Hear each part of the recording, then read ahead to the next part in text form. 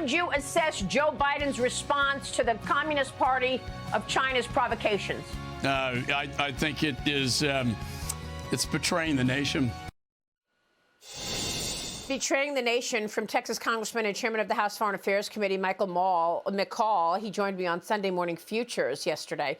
Lawmakers are now calling for maximum transparency from the Biden administration after the U.S. military shot down 3 unidentified flying objects over this weekend. That's 4 in the past 2 weeks. Meanwhile, this morning we have breaking news. The White House is denying China's new claim that the U.S. has flown 10 balloons over Chinese airspace in the past few years. Joining me right now is Pennsylvania Congressman, member of the House Foreign Affairs, Financial Services, and Small Business Committees, Representative Dan Meuser. Congressman, it's great to see you this morning. Thanks very much for being here. First off, great to be with you, always good to see you. I want to get your take on what you're hearing. What kind of a briefing you may or may not have gotten from the White House about these stunning new revelations that we had 3 flying objects shot down over the weekend after that enormous spy craft, the spy balloon, was shot down a week ago over South Carolina, large enough to hold 3 buses in it. Do you have any information that you can share with us in terms of what the heck is going on right now? Well, it's clearly very concerning, and yeah, we received some briefings, some classified, some not. One of the biggest problems is that we got a serious breakdown in our chain of command, Maria. I think we've seen this in many international and domestic incidences over the course of the last 2 years. They just can't get answers. I think there's delays. I think there's uncertainty. And yeah, in our classified, obviously I can't share that, but even in general public, they can't even get their story straight. I mean, from the State Department to the DOD to the NORAD commanders, their stories aren't even straight. So it's really disheartening to say the least. Yeah, that's right. And we know that the spy balloon a week ago was taking images of our nuclear installations and military complex. Michael McCaul, the chairman of Foreign Affairs, told me yesterday that the balloon had antennas on it and was able to have lots of technology, enable it to snap pictures, images of the military installations. What's behind this, and what are your thoughts on the capabilities of that balloon? Yeah, well, you know, Mike McCall, I saw it. I rarely miss you on Sundays, but Mike's a good friend, and we certainly talk, and he receives some pretty high-level briefings, and what he shared was things that the general public and the American people need to know. This thing was sophisticated. This thing was being driven. This thing was very deliberate. It went over the sites that were pre-planned and were very, very military sensitive.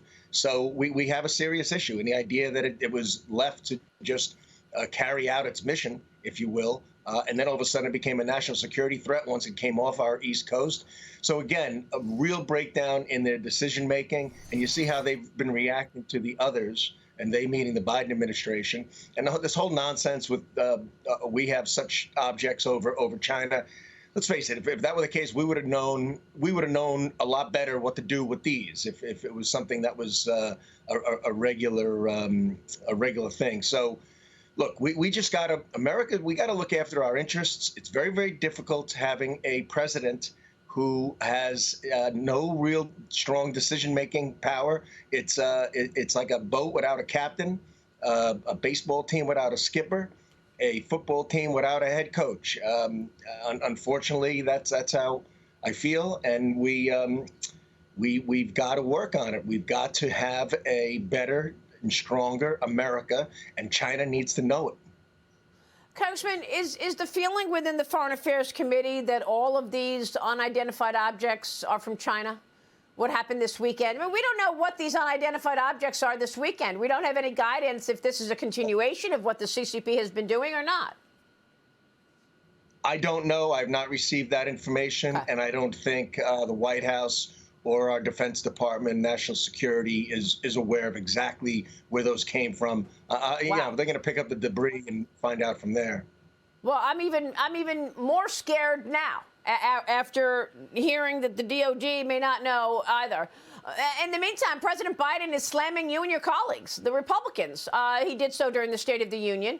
Congressman, you say your colleagues want to sunset Medicare and Social Security. I spoke with former White House advisor Stephen Miller on Sunday Morning Futures yesterday, and I want to get your take on his advice for the Republicans, because he's saying, look, there was so much misinformation in that State of the Union. The Republicans need to use the appropriations process to get to the bottom of what's really happening. Watch this. The appropriations process is how this will be settled. Every appropriations bill becomes a public referendum on this administration's corrupt and radical policies. The DHS appropriations bill is a referendum on open borders. The education appropriations bill is a referendum on critical race theory and gender theory. HHS on COVID tyranny and also gender theory.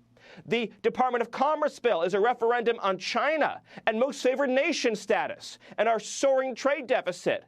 And on and on and on. That's how you beat Biden. Can you do that, Congressman? What do you think about that? Can you stop funding to some of these agencies the way you and your colleagues did at the IRS, rescinding that money so that Biden can't put 87,000 IRS agents in place? What about most favored nations status for China on trade? Can you change that with the appropriations process? Yeah, well, the appropriations from the number of other issues you mentioned can certainly be done, from education to the border to criminal activity to defense of our domestic society. But and all of that can be done on a very specific basis, Maria, and that is what the plan is for our bills, to be very specific. So there's no wiggle room for Democrats or maybe some in the Senate who have issues with that. All right, so Congressman, we're going to be watching. Yeah, plan on being very focused.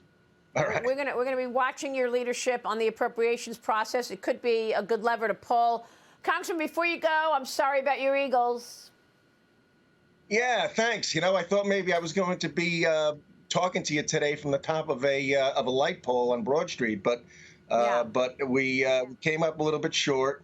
But yeah, you know what? There was some reports of some rowdiness, but it really wasn't too bad. So we're still proud of our Eagles. Congressman, good to see you. Thanks very much. Dan Meuser joining us this morning.